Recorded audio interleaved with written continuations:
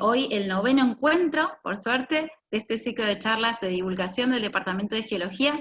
Hoy tenemos la suerte de que nos acompaña Diana Cuadrado, la doctora Diana Cuadrado, docente de nuestra universidad e investigadora independiente del Instituto Argentino de Oceanografía, ¿sí? Y bueno, ella, dentro de la docencia, siempre nos inculca las cuestiones que tienen que ver con el actualismo, siempre nos da estas temáticas tan interesantes, y hoy nos trae la frutillita del postre, porque nos va a hablar de procesos sedimentarios costeros bajo una mirada diferente, bajo la mirada de la geobiología. Así que, buenas tardes, Diana, gracias por estar, y bueno, vamos a comenzar, si querés, esta charla. Bueno, muchas gracias, Anita, por tu ayuda en todo, por Adrián, por estas últimas reformas que tuvimos que hacer en la presentación. Y bueno, agradecer también al departamento, a los directivos por darnos este espacio, por acomodarse rápidamente a estos tiempos que corren de coronavirus y tener estos ratitos por semana para poder conocer un poco lo que estamos haciendo en la universidad, y en todo el país en realidad, porque toda esta nueva movida de comunicarnos de esta manera es muy interesante. Bueno, sí, en realidad quería mostrar y preparé esta presentación como para mostrarle algunos de los resultados que tenemos trabajando en el ambiente actual con respecto a los procesos sedimentarios costeros bajo la mirada de la geobiología. Nosotros somos un grupo en geobiología que, con distintas disciplinas y distintas instituciones, y básicamente es eso lo que quiero mostrar con este listado, que en realidad son distintas disciplinas que se aunan para identificar un problema, tratar de solucionar un problema o conocer cuál es la problemática o un proceso. Somos oceanógrafos, geólogos, bioquímicos, químicos, técnicas ambientales, agrimensor y de distintas instituciones. Tenemos una geóloga de España que vino a hacer una pasantía 2 veces, 3 meses en un año, 3 meses en otro año, y ya forma parte de nuestro equipo, así que bueno, en realidad es eso lo que tratamos de estudiar, la interacción entre distintas disciplinas, en este caso la geobiología, donde mostramos la relación entre los microorganismos y los sedimentos. En esta zona de interacción entre dos disciplinas, en este caso, o entre varias disciplinas, es donde se obtienen los mejores resultados, pienso yo, y ese es un poco lo que les quiero mostrar. Esta parte de geobiología quizás empezó a tener un poco más de auge, ya se venía trabajando, pero con la publicación de Nora Noffke y colaboradores, entre ellos Crumbe, presentaron las estructuras, las que se conocen como MIS, Microbially Induced Sedimentary Structures, que nosotros las denominamos ESIAM, estructuras sedimentarias inducidas por actividad microbiana, y presentaron distintas estructuras en un ambiente silicoclástico, en una comparación en un ambiente carbonático donde se presentan los estrematolitos. Y lo interesante es que dentro de la clasificación de Petitjon de estructuras sedimentarias primarias, incluyeron estas estructuras donde se generan fundamentalmente por la acción de una fuerza como agua, por ejemplo, y generan otras estructuras, que es un poco lo que empezamos a estudiar acá. Por supuesto, todo esto está basado en el principio del actualismo, básicamente porque geobiología, con el estudio de la biología, es en los microorganismos que nosotros tenemos en la actualidad, como para buscar una analogía en los procesos sedimentarios antiguos, y teniendo en cuenta las microbialitas que incluyen tanto las ESIAM o MIS y los estrematolitos, que cubren un área extensa, pero pueden estar formadas por componentes de menor escala, también está basado en el principio de Matryoshka o Mamushka, que es las muñequitas anidadas, de tal manera que todas tienen la misma forma, pero a distinta escala, y mantienen las características. En nuestro caso, por ejemplo, podrían mantener la forma, detalles de láminas, las microestructuras. Bueno, ¿y por qué es importante tener en cuenta la actividad microbiana en los procesos sedimentarios? Básicamente porque fíjense cómo las matas microbianas pueden deformarse y generar esta flexibilidad en los sedimentos que rápidamente uno las puede reconocer en una roca sedimentaria. Estas rocas, actualmente está estudiando las rocas donde mayormente en estos periodos del Arqueano, del Proterozoico, donde pueden encontrarse de forma análoga a las estructuras que se encuentran actualmente. Esta flexibilidad que tienen estos estratos solamente pueden ser producidas por la colonización de los sedimentos por microorganismos. Aquí tenemos otras estructuras como los bolsillos y remanentes de erosión en la zona de Paso Seco, cerca de Bahía San Blas, en la provincia de Buenos Aires, y donde también podemos ver todo este sector que está colonizado por matas. La erosión ha roto la colonización superficial y ha dejado la formación de óndulas en el sedimento que está por debajo, pero todo esto está colonizado por matas y sin embargo no se erosionaron. Es la manera que tenemos de explicar estas rocas del grupo Dakota del Cretácico. Y estas estructuras reticulares con crestas que también encontramos en Paso Seco, que son el arreglo que tienen los filamentos de cianobacterias, también se han encontrado en el Arqueano, en Dresser, en Australia. Fíjense que acá tenemos las puntitas, los pináculos que forman la conjunción de distintos filamentos. Aquí están como achatados, bueno, es una roca del Arqueano.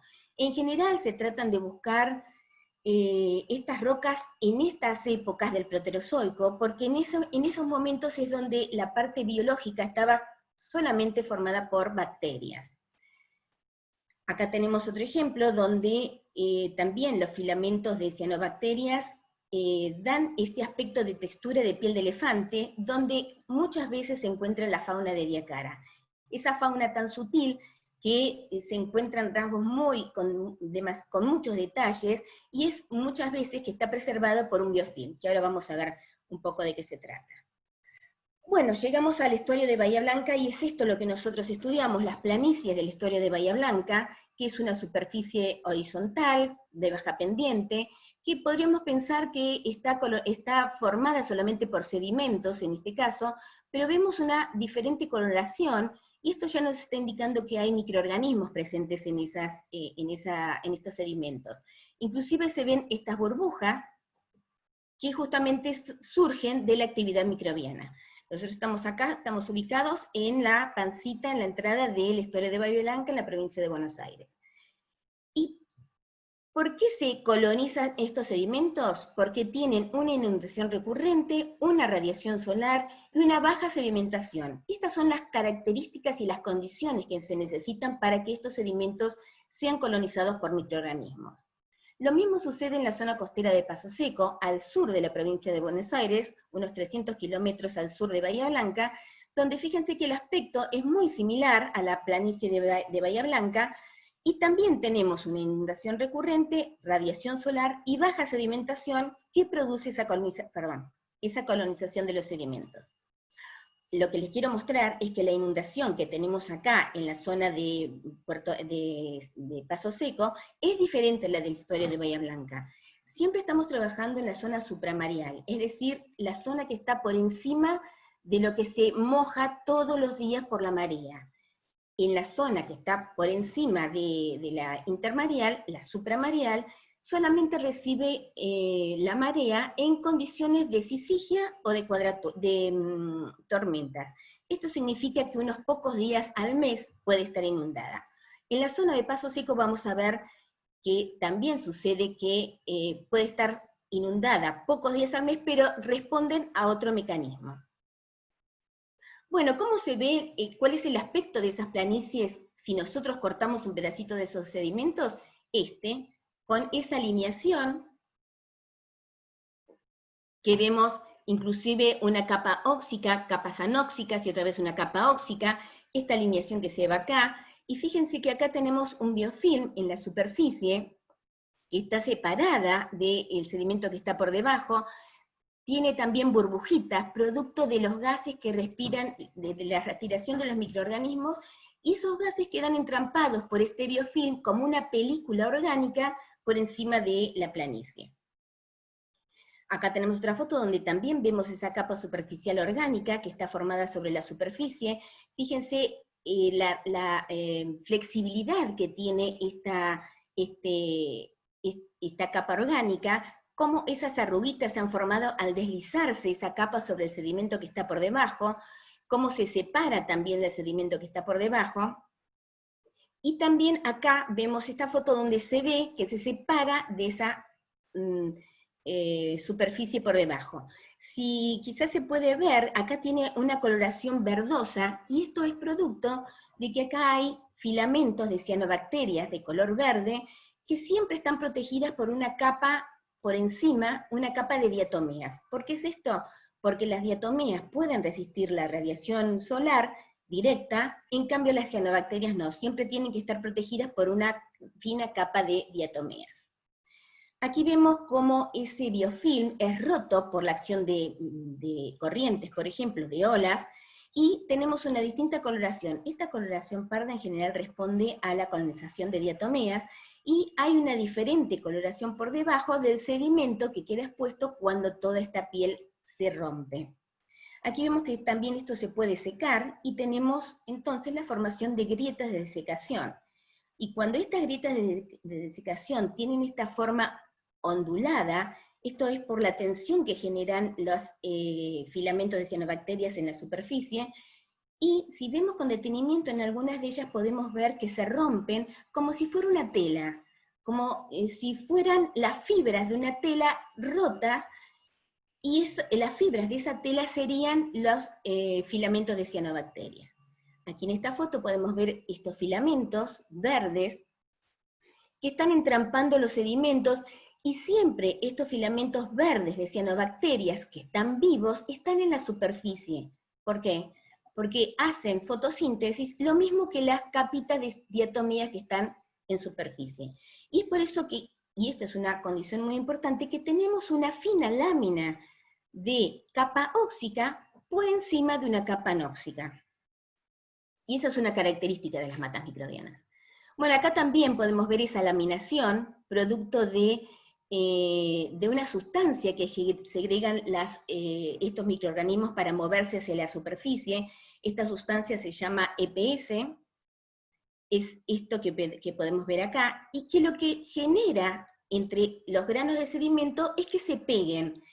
Esta sustancia es generada por las cianobacterias para poder moverse, para poder soportar radiación solar. Sin embargo, los efectos que tiene para los granos de sedimento es que forman como un pegamento, de tal manera que esto nos está indicando que le cambia las propiedades al sedimento. O sea, vamos a necesitar una fuerza mucho mayor para mover y para transportar esos sedimentos que si no estuviera colonizada por cianobacterias o microorganismos. Y aquí tenemos una foto donde se ven claramente estos filamentos verdosos de cianobacterias que están recubiertos por esa sustancia EPS. Aquí se ve que es como transparente, y muchas veces estos sedimentos se van moviendo, y esa sustancia, donde están envueltos, queda pegoteando, digamos, esos granos de sedimento. Aquí vemos una toma de microscopio electrónico, donde se ve esto que les estoy contando, las diatomeas, las cianobacterias, estos hilos gruesos, y fíjense que hay distintos tipos de cianobacterias, acá tenemos otras mucho más finitas. Sedimento, y el EPS, que forma como una red, como un tul, que es eso que genera esa goma que pega todo lo que encuentra, sedimento, diatomeas, otras cianobacterias. Fíjense cómo están pegadas acá las cianobacterias, fruto de esa sustancia, ese EPS que generan ellas mismas. Acá tenemos otra foto donde vemos diatomeas, EPS, cianobacterias aquí, como segmentitos. Bueno, entonces, producen, como les decía, cambios importantes en las propiedades físicas, porque tienen más resistencia, tienen más cohesividad, y también todo esto produce cambios geoquímicos, porque fíjense que acá tenemos una capa óxica y por debajo una capa anóxica. Y esto se genera simplemente porque todos estos sedimentos colonizados por microorganismos. Microorganismos que hacen fotosíntesis, y por eso tenemos esta capa óxica siempre en la superficie, y los residuos, cuando van muriendo estos microorganismos, los residuos que ellos mismos generan, se forman bacterias sulforreductoras, reductoras de hierro, otras bacterias, siempre en forma laminar. Noranovsky llama esto como un consorcio de cooperación. Trabajan en forma cooperativa. Los residuos que generan algunos microorganismos, lo utilizan otros, y así consecutivamente en profundidad, siempre en láminas. Entonces, llegamos al tema de que antes este nombre de matas algales es un nombre antiguo, cuando se pensaba que esas cianobacterias también eran algas. Ahora sabemos que esas cianobacterias verdes y alargadas, esos filamentos, son bacterias, y por eso se llaman matas microbianas y no matas algales. Excepto que nosotros sepamos que todo esté formado por algas, como las diatomeas, reciben el nombre de matas microbianas. Son distintos microorganismos, distintas bacterias que se presentan en sentido horizontal en profundidad. Y lo más interesante y algo importante es que siempre está esta capa óxica por encima de estos sedimentos anóxicos. Estos sedimentos anóxicos hay bacterias sulforreductoras y reductoras que producen la precipitación de pirita, y por eso muchas veces si un sedimentólogo encuentra esa precipitación de pirita en forma de láminas, se podría sospechar que podemos estar en presencia de matas microbianas. Bueno, esto es un poquito un raconto como para decir por qué esta relación entre los microorganismos y los sedimentos es importante. Cambia fundamentalmente tanto las propiedades físicas como geoquímicas. Y ahora vamos un poco a los resultados que les quería mostrar de los últimos trabajos que hemos realizado con el grupo de geobiología. Estamos trabajando actualmente, como les decía, en Paso Seco, al sur de la provincia de Buenos Aires, en un ambiente progradante, donde la línea de costa se fue moviendo hacia el mar, de tal manera que se formó una espiga, que actualmente está vegetada, una espiga que está sin vegetación, solamente con sedimentos arenosos, y esto ha generado que se obstaculice la salida de este canal de marea, que ingresa el agua por acá. Antes tenía desembocadura hacia el océano, pero actualmente, entonces, por la formación de estas espigas, todo este sector ha quedado expuesto lo que era un canal de marea, el fondo de un canal de marea, ahora forma parte de una planicie. Y es muy importante tener en cuenta que toda esta zona no tenemos aporte fluvial, es solamente procesos costeros, procesos marinos. Bueno, aquí, en este video podemos ver cómo es la zona. Tenemos esta espiga vegetada, la zona que era el antiguo canal de marea. Toda esta zona son cordones de rodados donde con la lluvia puede percolar el agua, y todas estas lagunitas entonces están formadas por agua dulce, mezcladas con agua salada, porque ingresa a todo este sector el agua que proviene del mar, en determinadas condiciones que ahora lo vamos a ver. Toda esta zona está colonizada por matas microbianas. No llego al final a esto, pero bueno, lo que le quería mostrar, acá está la boca del ingreso del mar. Acá tenemos esta espiga vegetada, la más antigua, esta es la espiga más moderna de arena, y acá tenemos el sector del mar que, como ven, pareciera que está muy alejado, está a más de 1,5 kilómetros de la boca de entrada. Acá tenemos 350 metros, tenemos 600 metros aproximadamente de ancho de toda esta zona colonizada por matas microbianas. Entonces, lo que nos interesaba saber era cuándo ingresa el agua de mar, con esa distancia tan importante que llega hasta esta zona colonizada por matas.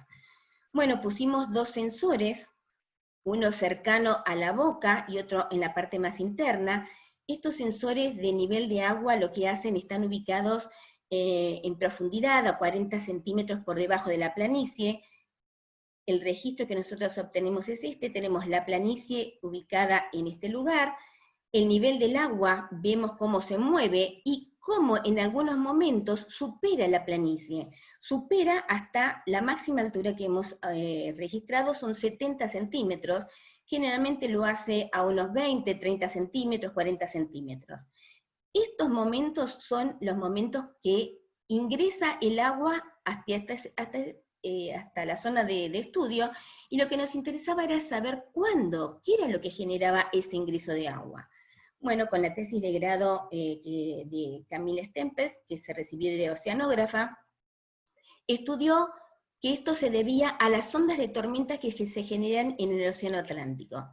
Estas ondas de tormenta se caracterizan por vientos sudoestes muy fuertes, en este caso que el 23 de junio del 2018 superó los 70 centímetros de columna de agua en la zona. Bueno, hubo un viento del sudoeste de 47 kilómetros por hora, pero lo más importante es que este viento genera unas olas con alturas de 4 metros en este caso, y de 11 segundos de periodo. Lo más importante es la altura de las olas que llega a la costa. Esta ola, cuando llega a la costa en estas condiciones de ondas de tormenta, tiene una pendiente abrupta, y por lo tanto hace que pareciera que el nivel del mar momentáneamente supera lo que es normal, y por lo tanto supera la espiga.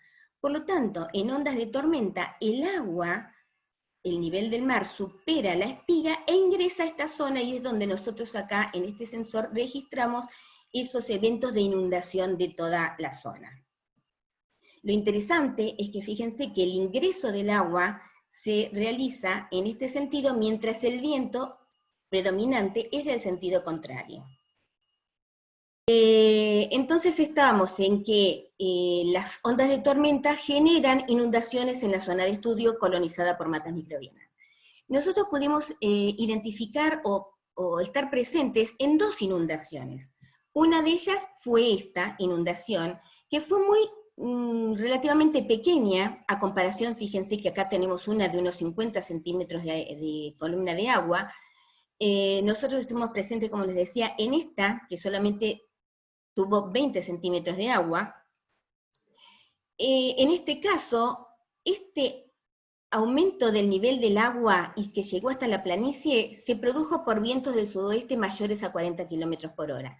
Durante todo este tiempo que el agua permaneció cercana a la planicie, el viento cambió de dirección, fue del cuadrante norte, y cuando cambió nuevamente al sudeste, que fue en el momento en que nosotros estábamos de campaña, con una baja velocidad ingresó el agua cercana a la pleamar. Otra de las condiciones importantes es que estábamos en condiciones de sisigia.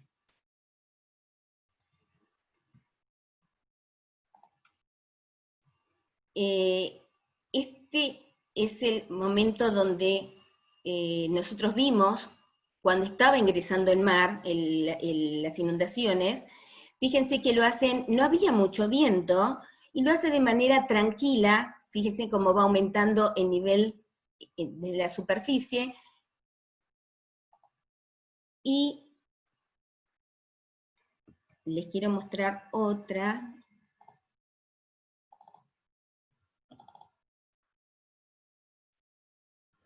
Les quiero mostrar que la corriente de agua que ingresa a la zona, fíjense cómo mueve las matas microbianas, de tal manera que la levanta, y si la corriente fuera mucho más fuerte, con mayor transporte de sedimento, el sedimento puede estar entrampado en forma de bolsillo por debajo de esa mata. Caso 2, donde no sé si les voy a mostrar la información porque quizás vamos a tener el mismo problema, pero lo que le quería mostrar que en este caso, con condiciones de viento sudoeste mayor a 50 km por hora, en condiciones de marea de sisigia, también hay un abrupto aumento hasta más de 20 centímetros de altura de columna de agua.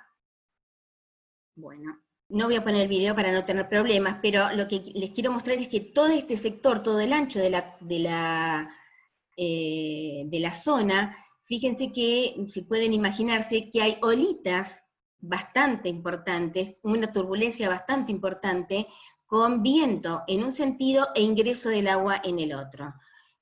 Así es como se ve la zona de estudio cuando está inundada con solamente 20 centímetros de agua. Voy otra vez. Vea cómo se ve, pero vamos a dejarlo ahí simplemente, cómo se ve la zona luego de una inundación. Luego de una inundación se ven algunos sectores que están levemente inundados con una pequeña lámina de agua en algunas partes donde se ha erosionado esas matas y generan estructuras, y en otros lugares está totalmente inmóvil esa mata, está totalmente sin tener productos de erosión. Sin embargo, en este caso, tuvo una inundación muy importante, muy fuerte.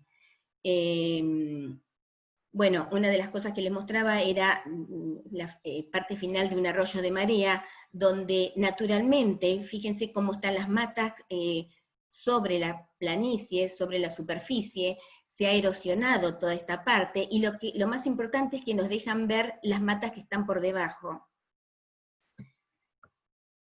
Lo que les quería mostrar con esto era que una erosión natural, simplemente por el agua que va cortando ese arroyo de marea, nos deja la formación de todas estas matas microbianas que están por debajo, y fíjense que esto es básicamente sedimento fino que queda expuesto.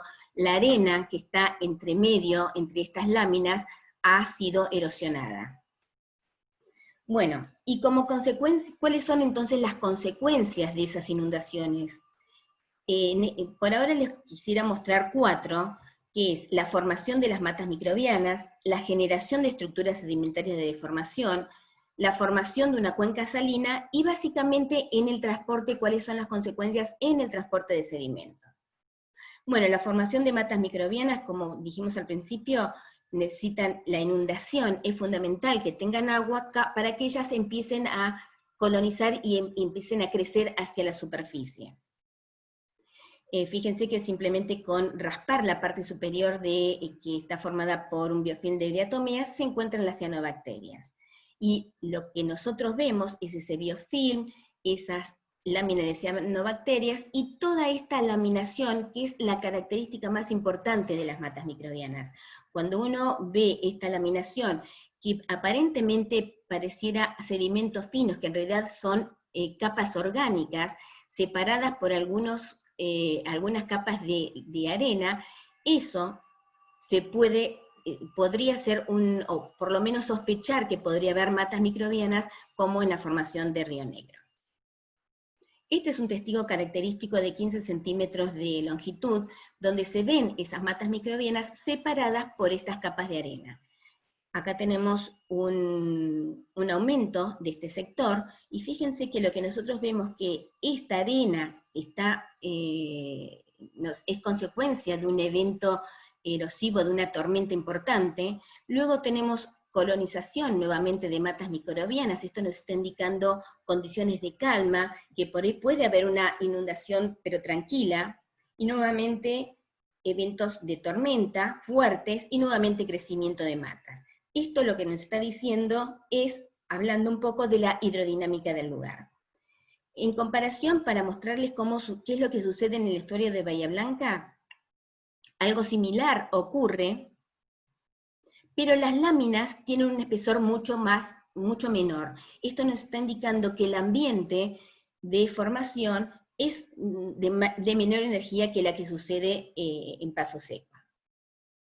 Bueno, y en la segunda consecuencia es la generación de estructuras sedimentarias de deformación, como estas que encontramos acá, y esta es una de las más características, pero lo que más quiero remarcar en esto es la flexibilidad que tienen estas matas, que es lo que podemos encontrar en estratos, en rocas, donde vemos esa flexibilidad, y podríamos sospechar entonces en un primer momento que se trata de matas microbianas. Pero esto se lo voy a dejar a Lucía Maizano, que dentro de 2 semanas va a exponer justamente su tema de tesis, las estructuras sedimentarias de deformación. Bueno, como tercer consecuencia es la formación de una cuenca salina, y esto básicamente es, además de las características del mar, del agua de mar, es porque fíjense la topografía que tenemos en la zona. Tenemos una zona, una parte mucho más alta, que tiene 1,5 metros de altura con respecto al nivel del mar, y llega acá a 0,5 metros sobre el nivel del mar. Acá tenemos una diferencia de 1 metro de desnivel, generando una cuenca que entonces el agua cuando en condiciones de reflujo le va a costar mucho más salir, queda retenida por más tiempo y por lo tanto se va a ir evaporando, fíjense los salos que tenemos que limita esto y que tenemos formando pequeños charcos con una mayor concentración en la salinidad. El esquema sería esto nos está mostrando una tormenta, que son estos picos que tenemos acá, y luego, cuando el nivel del agua está por debajo, se produce la evaporación. Y es así como tenemos este aspecto en la planicie. Y la evolución química de la evaporación del agua de mar sigue este esquema, donde primero precipita calcita, luego, como todo el ion bicarbonato se gasta, queda el calcio y precipita yeso, y una vez que todo el calcio se gasta, precipita sulfatos de magnesio. Y es lo que vemos en la zona de Paso Seco. Vemos que por evaporación, primero se forma yeso, primero carbonato, que no lo vemos acá en el sedimento, pero ahora les voy a mostrar unas fotos de cómo se ven. Luego precipita yeso, y por último precipita lita. Y esta es la morfología que tiene el yeso en láminas, la lita en cristales cúbicos. ¿Y cómo se ve el carbonato? Bueno, también tuvimos la suerte de estar en 2 campañas donde se ve como agua blanca, el whiting.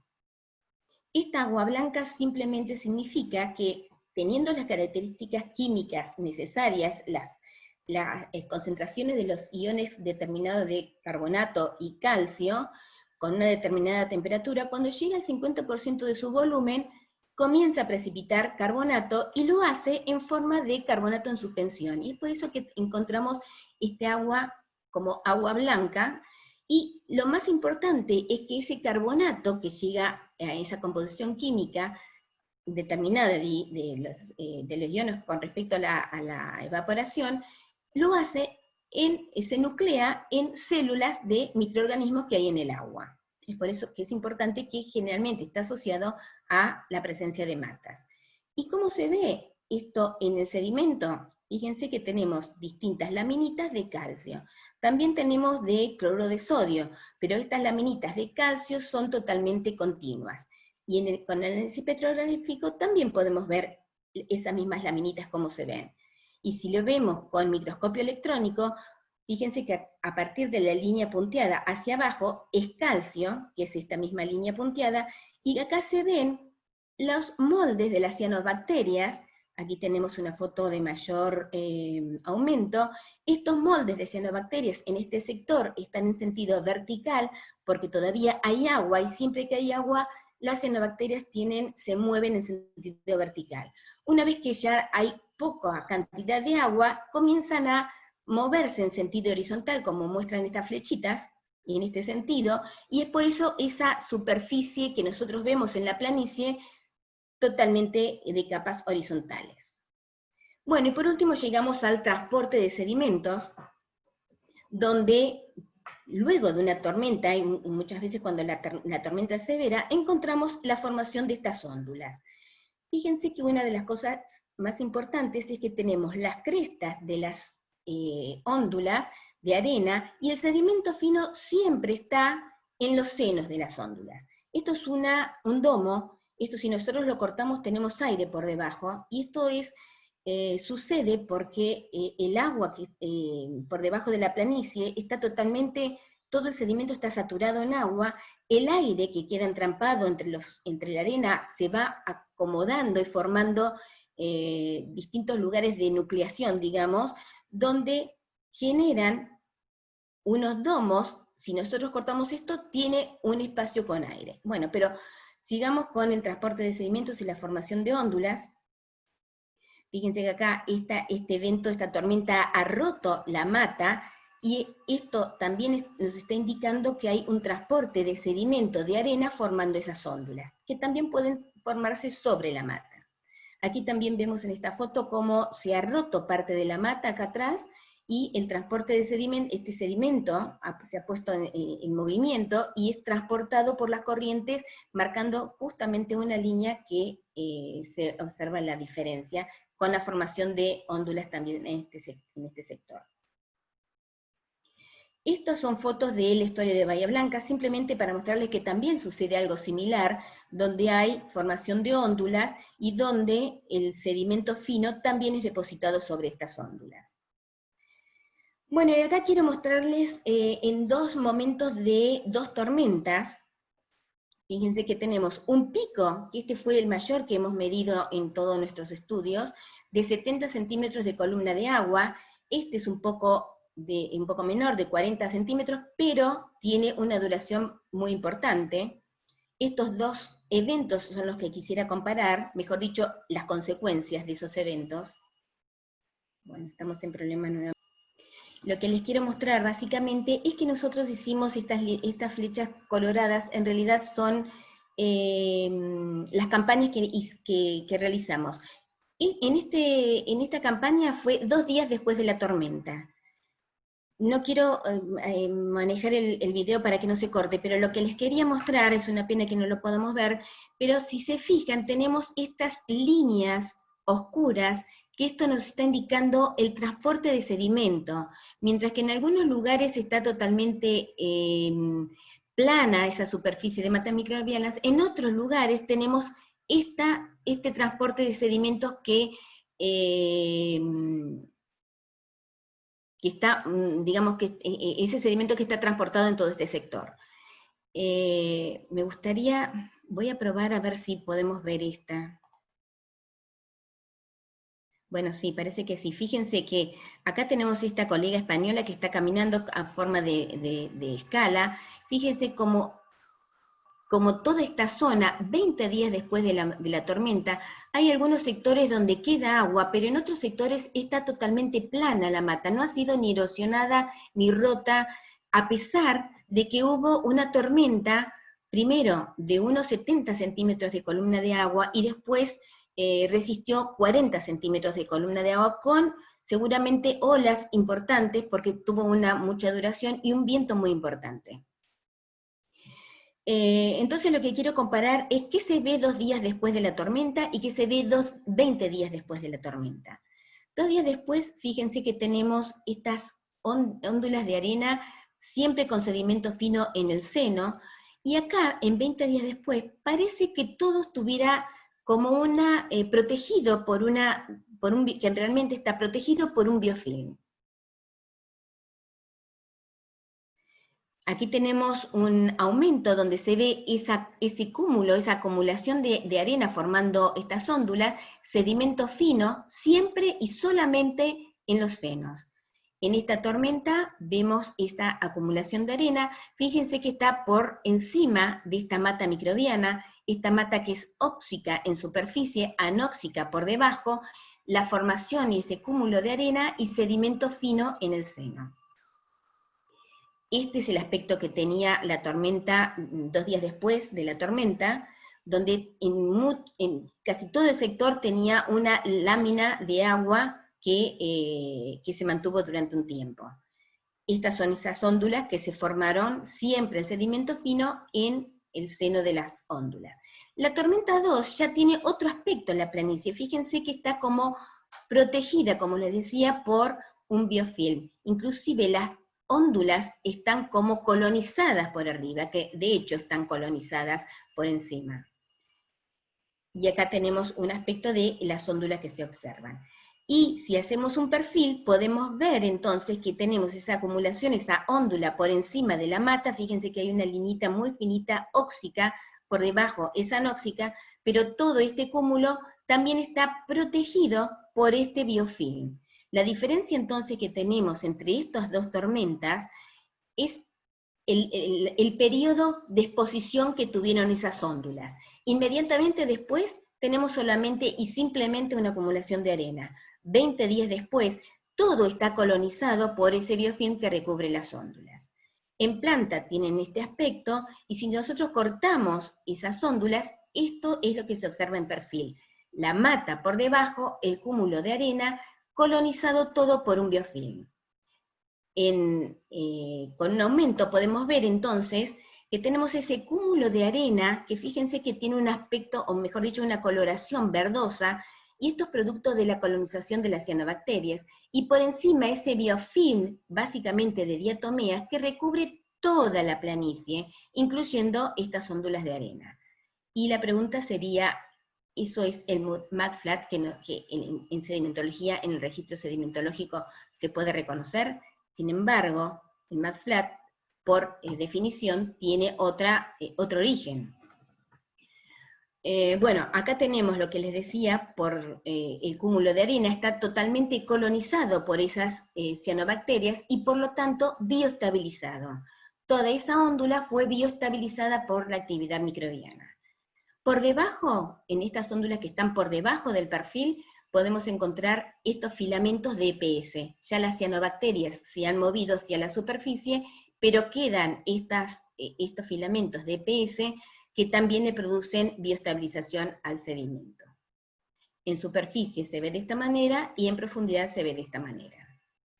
En petrografía también podemos identificar esto, y se ven como alineaciones de materia orgánica, que cuando tienen una pendiente estamos en presencia de ondulitas, o de óndulas, mejor dicho. Aquí tenemos esta superficie de mata microbiana, donde podemos identificar en el ambiente actual que es presencia de filamentos. Hay no sé si se puede llegar a ver, pero hay filamentos con segmentitos que nos están indicando la presencia de cianobacterias. Y así llegamos a las estructuras sinoidales definidas por Noske, justamente que es ese biofilm que protege las óndulas, y que se ve acá perfectamente, que no solamente se encuentran en superficie, sino que también quedan registradas en profundidad, y luego colonizadas nuevamente por esta superficie horizontal de matas microbianas, luego un evento de mayor energía, arena, nuevamente matas microbianas, y por último la formación de esta última tormenta que nosotros registramos.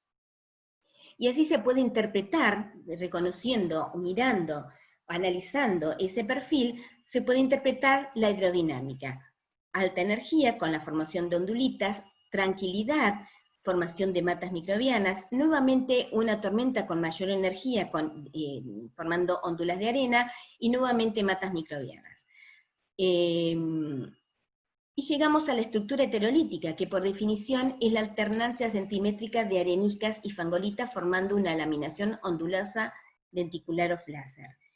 Y lo que se indica en general es que la génesis está relacionada con una energía variable de corrientes de marea que transportan sedimentos arenosos, estos que tenemos acá, sumado a procesos de decantación que depositan fango. Sin embargo, mirado desde este modelo geobiológico, en realidad lo que nos está indicando es la presencia de microorganismos que forman ese biofilm y que protegen toda esa superficie cuando queda expuesta al aire.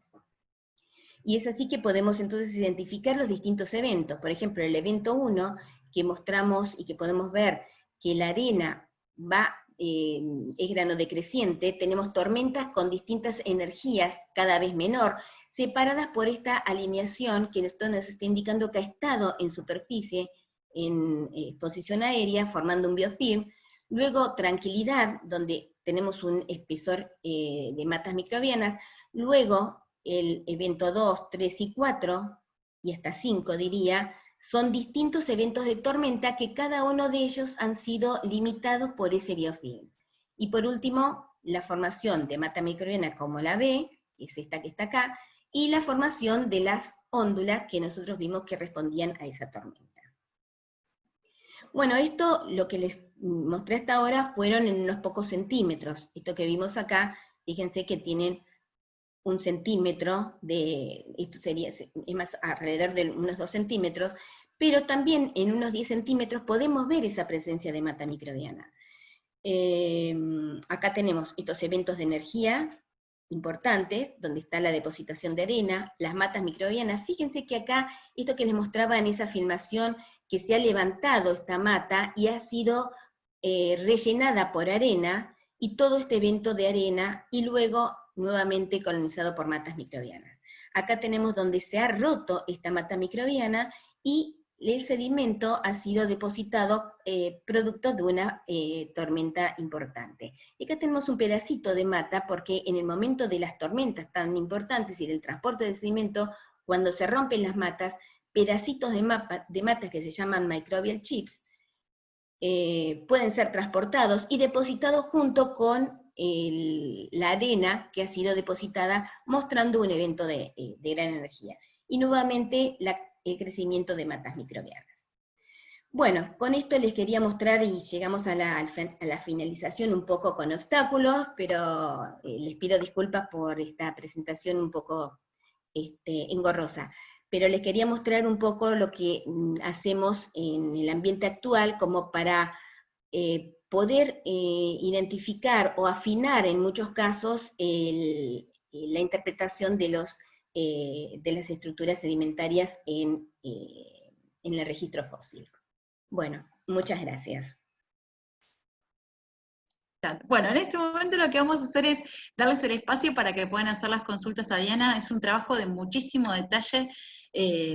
Los videos eran fantásticos, algunos pudimos verlos por suerte, así que quédate tranquila que se vieron y se vieron bien. Y hay mucha data, mucho trabajo hecho, así que les damos el espacio para que aquellos que estén interesados en preguntar en alguna cosa puntual que haya quedado ahí, fue muy clara la exposición, Diana, en serio. Así que queda abierto entonces a las consultas. No sé si alguno en el chat ha dejado algo. Comentarios hermosos, Diana, por supuesto, de toda la exposición. Así que Ana, yo pedí vamos a ver si alguien... Sí, escuchamos. René. ¿Sí? René.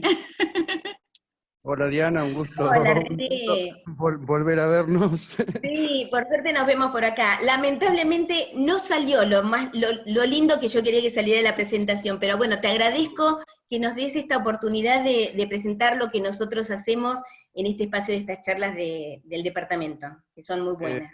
Exacto, en nombre de todos agradecerte a vos, porque esto es, aparte de una forma de estar conectados y de divulgar lo que cada uno hacemos, que por ahí Sí. en oficinas vecinas no sabemos en lo que Tal estamos cual. haciendo.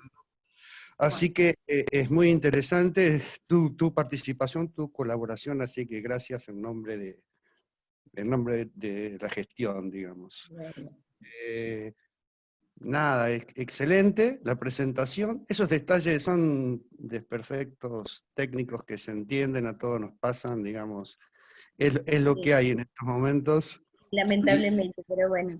Y yo quería hacer hincapié en algo muy, muy puntual y que, nada, muchas cosas me llamaron la atención, pero vos por ahí mostrabas, Diana, parecía un registro continuo en el tiempo de las oscilaciones del nivel del agua Sí. de mar, ¿no? No, en realidad son los registros que tenemos son de esos sensores que están ubicados en la planicie. Entonces eso te iba a preguntar, ¿con qué tipo de tecnología? ¿Que son sensores tipo data logger o digitales, digamos, que tienen instalados? Sí, son sensores que, es más, tenemos uno desde marzo, que en realidad mide durante 5 meses, es la primera vez que nos pasa que superamos los días de medición y tenemos que ir a buscarlo urgente. Pero bueno, sí, lo que hace es grabar esa información, graba por encima nosotros lo tenemos enterrados en un tubo protegido, pero está a 50 centímetros por debajo de la planicie. Entonces mide todas las variaciones del nivel del agua. Entonces sabemos qué es lo que pasa. Aun cuando lleguemos y no vemos agua, por debajo hay una variación de ese nivel, pero lo que a nosotros nos interesaba era saber cuándo ingresaba el agua, y que lo pudimos saber, que se produce con las ondas de tormenta, cuánto se elevaba el agua, porque digamos, todo esto es hace 5 años que tenemos estos sensores, pero por ahí llegábamos al lugar, no sabíamos cuánto era la columna de agua que había recibido la zona, y veíamos trozos de matas en las partes vegetadas a los costados del camino, y no podíamos entender muy bien qué era lo que pasaba, hasta que ahora lo vemos todo prolijito, y donde, respondiendo a tu pregunta, sí, esos sensores miden la variación por debajo de la planicie y por encima de la planicie. Tenemos un sensor que es simplemente presión, lo que está midiendo, son geniales porque los dejamos y miden, y están corregidos por presión atmosférica. Tenemos otro en un sector más alto, y entonces se corrigen por presión atmosférica. Esa era la última pregunta, te entiendo muy bien de lo que hablabas, porque nosotros lo hacemos y lo registramos en el agua subterránea, digamos. Claro. Y bueno, que también vos estás hablando un poco de agua subterránea, ¿no? Sí. Y sugieren siempre hacer una corrección por las oscilaciones de la presión atmosférica. Vos Diana, y con esto termino, ¿no? ¿Cómo calificarías esas correcciones? A ver, muy sensibles será la fluctuación de nivel sin esa corrección o con esa corrección, no sé si me explico. Sí, te entiendo. Vos sabés que nunca miré un registro crudo sin la corrección, pero lo puedo hacer. Bien, Se bien, ¿no? puede ver perfectamente porque tenemos digamos, podemos verlos, digamos, es tan Debe ser útil. muy, claro. Es tan útil que te da todas las curvas. Nosotros elegimos en este caso la del nivel del agua corregida por presión y la de temperatura del agua. Pero te da Claro. también la de la presión atmosférica, te da todos los datos, así que lo podemos ver. Pero de cualquier manera, digamos, no creo que haya mucha variación. En cualquier caso sospecho que no debe ser muy No, significativo. porque es en realidad lo que está corregido es por la presión del aire. Exacto, exacto. Gracias Diana, y felicitaciones. Gracias. Perfecto. Bueno, Diana, te leo una consulta de Manuel Rojas, ¿sí? La Sí. consulta es si estas estructuras microbianas están condicionadas por un clima, por ejemplo, o una temperatura ambiental en específico. No, no están condicionadas por eso. Se pueden encontrar en cualquier lugar. Es más, nosotros, muchas de estas estructuras que nosotros vemos son comparables con los que se encuentran en Arabia Saudita, en la región del Mediterráneo, toda la zona de Arabia, lo que es Sabca, bueno, esta zona es comparable a eso.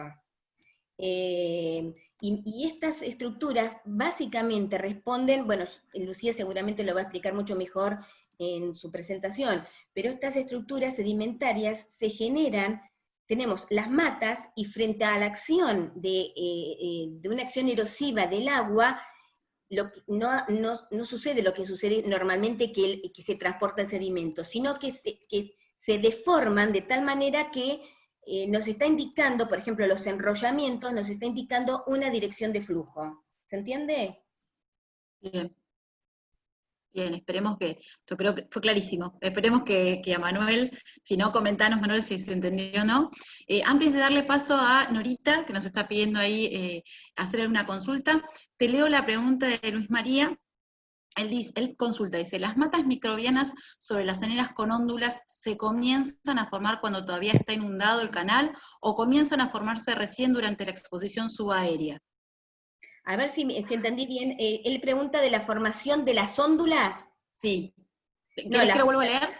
A ver, sí, por favor. Bien, dice así, las matas microbianas sobre las arenas con hóndulas, ¿se comienzan a formar cuando todavía está inundado el canal o comienzan a formarse recién durante la exposición subaérea? Yo supongo que se debe estar refiriendo a lo que vimos en el testigo, Sí. o lo que vimos en el perfil, donde, a ver, lo que sucede es lo siguiente, a veces cuando hay transporte de sedimentos se forman esas hóndulas. Cuando se forman, no necesariamente se tienen que formar siempre, sino cuando hay un evento de mucha magnitud, de tal manera que pueda transportar ese sedimento y se pueda formar esas hóndulas o una superficie plana. Había una foto donde se veía una superficie plana. En esas condiciones, digamos, se queda el registro de ese evento tan erosivo y de ese transporte de sedimento. Luego, durante la exposición aérea, está protegido por un biofilm, y ahí comienza nuevamente a formarse toda la mata microbiana. Necesita tiempo eso.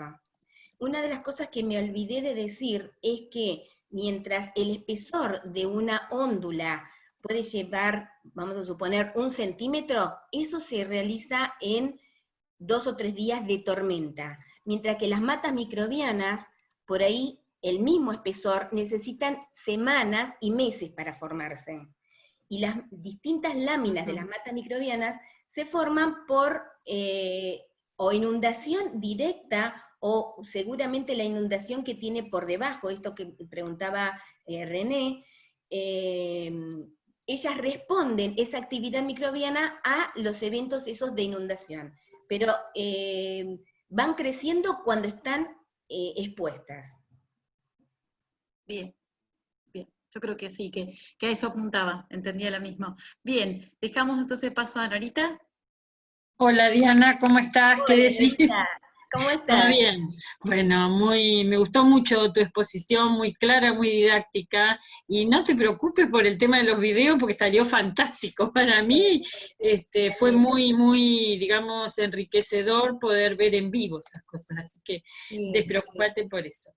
Hay algo que me llama la atención, que vos haces una zonación geoquímica, óxico, anóxico, etcétera, etcétera.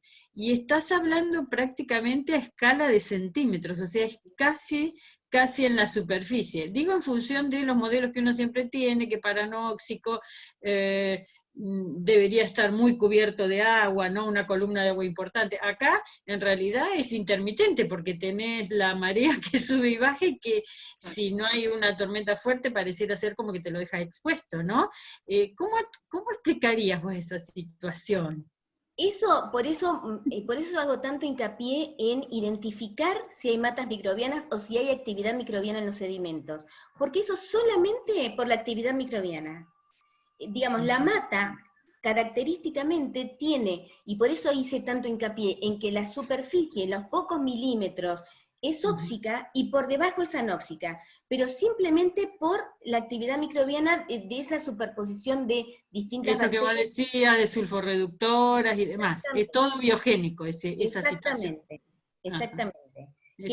Cuando uno lo ve en el registro sedimentario, muchas veces se me ocurre, porque yo trabajo en el actual, pero a mí me parece que por las cosas que leo, que hay algunos registros que a mí me sospecharía que puede haber matas microbianas, y que entonces habría que buscarle, porque si hay matas microbianas, las respuestas son mucho más fáciles.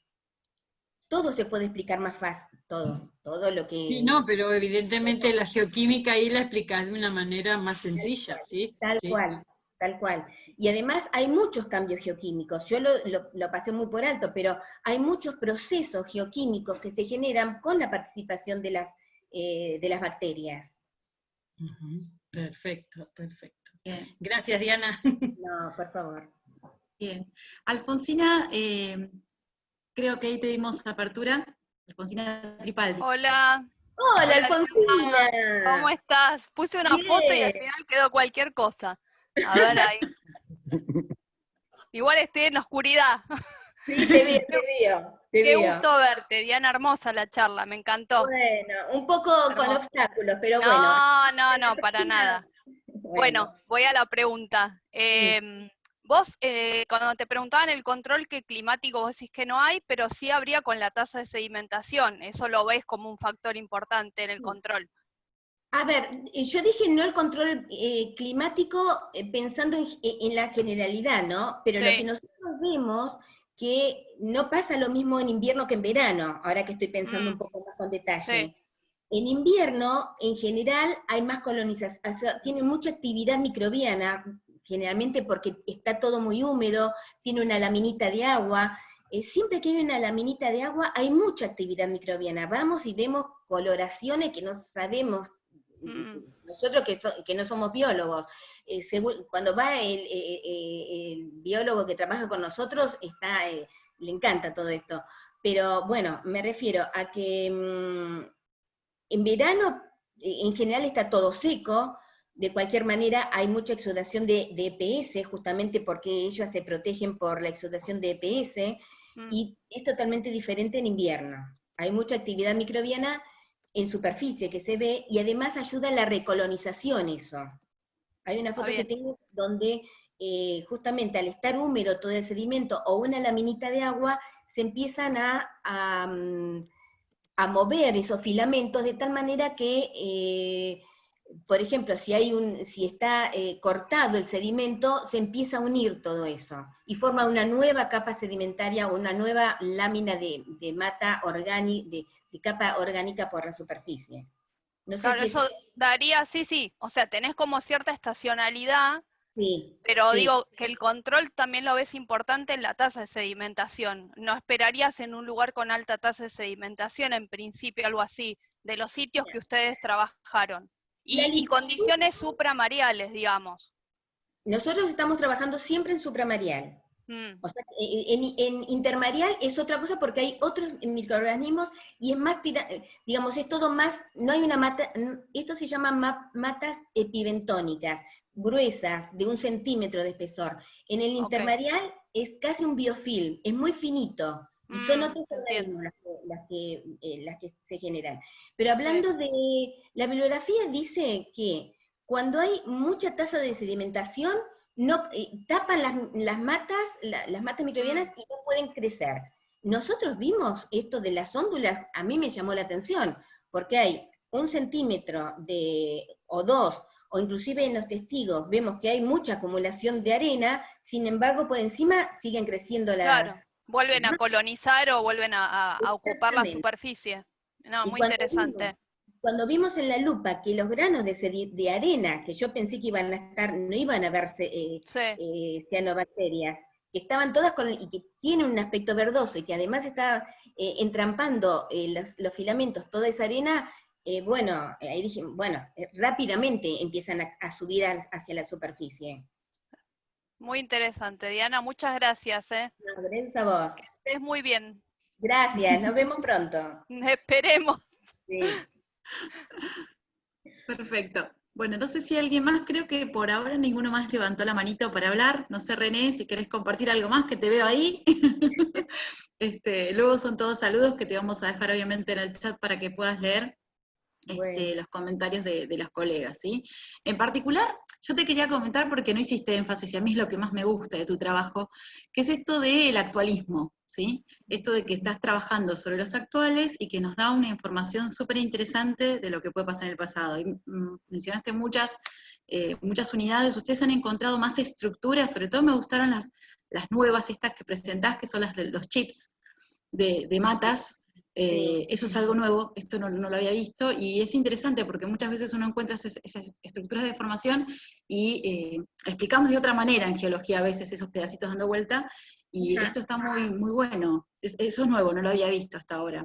Yo no me metí mucho en la parte de estructuras porque se la quiero dejar a Lucía, así que ya le podemos decir que ponga esa parte de chip, de microbial chip, como para explicarlo. Pero sí, inclusive cuando una de las cosas que vemos en los enrollamientos, imaginemos que en realidad para que se rompa la mata y para que se enrolle se necesita mucha fuerza. Una vez que se me ocurre que una vez que se comienza a romper, ya es mucho más fácil que se enrolle. Pero todo eso también genera acumulación. Hay una foto donde tenemos que se ve acumulación de sedimentos de arena, pero además de pedacitos de mata, porque se va rompiendo la mata. Inclusive, ese día que nosotros fuimos y que el agua entraba tranquilamente, tengo filmaciones de pedacitos de mata flotando en el agua, que la corriente la va llevando. Entonces, digamos, se rompen en un lugar y luego se depositan mucho más lejos del lugar de origen. Claro. Pero se puede explicar. Es interesante para el análisis del registro. Sí, tal cual. Muy bien. Bien, no sé si René, ahí había, te interrumpí. No. Bien, bueno, sí. Si nadie más tiene ahí consultas, acá, bueno, ya se están despidiendo algunos. Si no hay más inquietudes, entonces vamos a dar por cerrada la charla, ¿sí? Agradecerte nuevamente, Diana, por ofrecer todo este tiempo, por contarnos tantas cosas nuevas. Hay mucha información nueva, lo sé, porque vengo siguiendo los trabajos, así que es todo muy, muy interesante y muy enriquecedor. Así que muchas gracias por aportarnos esto, por traernos todas estas informaciones nuevas. Gracias a todos, gracias por estar, y los esperamos la semana que viene, el jueves próximo, con una charla diferente, En este caso vamos a recibir a la doctora Teresa Manera. Ella nos va a entrar en otras temáticas, y luego volveremos, si Dios quiere, con Lucía, como ya nos mencionó Diana, para seguir ahondando en estos trabajos de tanto detalle. Así que muchas gracias a todos, gracias por estar y gracias por la paciencia.